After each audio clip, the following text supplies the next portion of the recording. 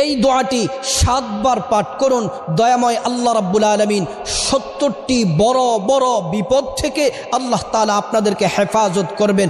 বিখ্যাত তাবিঈ হযরতে মাকহুল রাহমাতুল্লাহি আলাইহি তিনি বলেন, এই বাক্যগুলা যে ব্যক্তি 7 বার পাঠ করবে, প্রত্যেক দিন 7 বার পাঠ করবে, আল্লাহ তাআলা তার 70টি বড় বড় বিপদ দূর করে দিবেন।